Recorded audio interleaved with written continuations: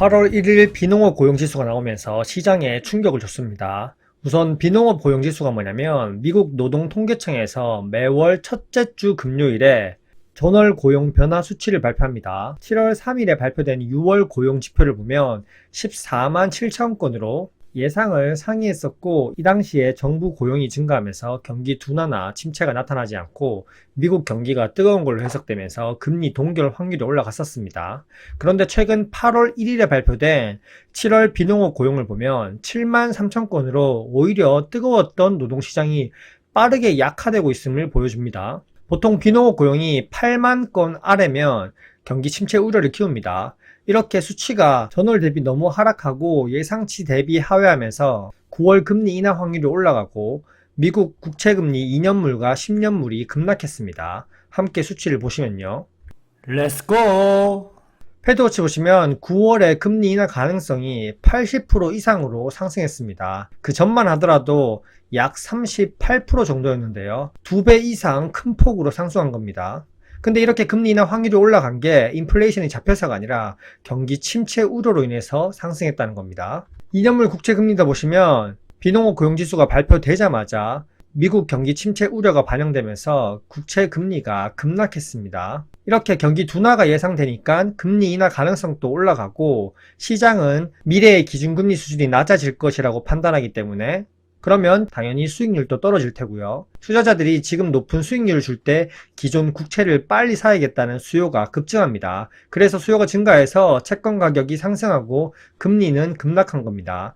2년물이 6%대 급락했고 10년물이 3%대 급락했습니다. 2년물 국채금리는 연준의 기준금리 방향에 매우 민감하게 반응하고요. 그리고 10년물 국채금리는 장기금리 전망에 되게 민감합니다. 일단 비농업 고용지표가 수정치도 있고 매번 말이 다르기 때문에 처음 듣는 사람은 좀 헷갈릴 수 있는데요. 조금 살펴보면요. 5월달, 그리고 6월달, 7월달 이렇게 살펴보겠습니다. 매월 초에 이렇게 발표되는 지표는 초기 추정치일 뿐입니다.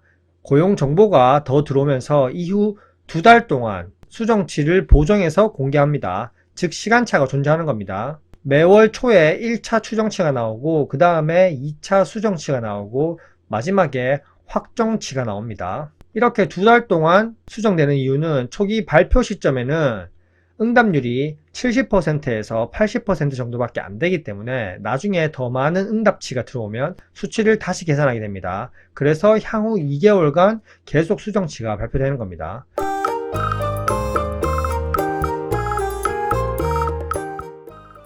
근데 수치를 보시면 5월 달부터 현재까지 좀 이상합니다. 5월 초기에는 13만 9천 건이었는데 마지막 확정치는 1만 9천 건으로 차이가 무려 12만 건이 수정되었습니다. 그리고 6월 달도 초기 발표치가 14만 7천 건인데 아직 확정치는 안 나왔지만 1만 4천 건으로 수정되면서 무려 13만 명 이상 수정되었습니다. 그리고 7월 달에 초기가 7만 3천 건으로 대폭 하향되게 나왔습니다. 여기서 이렇게 알 수 있는 건 최근 발표된 고용지표가 실제보다 상당히 부풀려졌고 나중에 대폭 하향 수정했다는 게 정말 큰 충격이었습니다.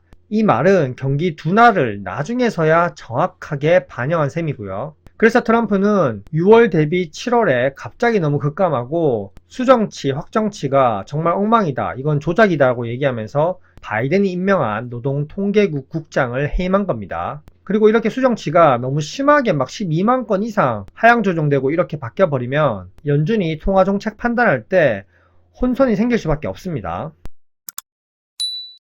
결국 현재까지 수치를 보면 트럼프가 원했던 그림입니다. 그런데 비농업 고용 수치 발표로 인해서 9월 금리 인하 확률이 80%까지 올라가고 그리고 미국 국채금리 2년물과 10년물이 급락했습니다. 결국 파월에게 금리 인하 압박할 명분도 커졌고요. 이 모든 건 트럼프가 원했던 그림이 맞습니다. 하지만 트럼프는 왜 노동통계국 국장을 해임시켰을까요? 그건 다음 영상에서 자세히 말씀드리겠습니다. 일단 9월 금리 인하 확률은 80% 이상으로 기정사실화가 되어가고 있습니다. 결국 트럼프가 원하는 대로 관세 영향이 아닌 무능력한 파월과 그리고 바이든 정부 때문에 미국 경제가 침체 신호가 온 거다. 본인 때문이 아니라 트럼프와 무능한 파월 때문이다. 앞으로 관세 영향이 지표에 나타나서 이렇게 금리 인하를 할 것인지 아니면 바이든 행정부의 모든 걸 떠넘기는 책임론이 나오면서 금리 인하를 할 것인지 이게 정치적으로 상당히 중요하거든요. 앞으로 나오는 지표들을 더 체크해 봐야겠습니다. 그리고 트럼프가 원했던 그림이 나왔는데 왜 노동통계국 국장을 해임시켰는지 그것 또한 빠르게 영상 업로드 하겠습니다. 현재까지 내용 괜찮으셨다면 구독과 좋아요 부탁드릴게요.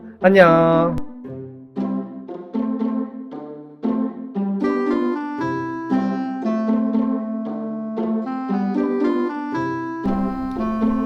Why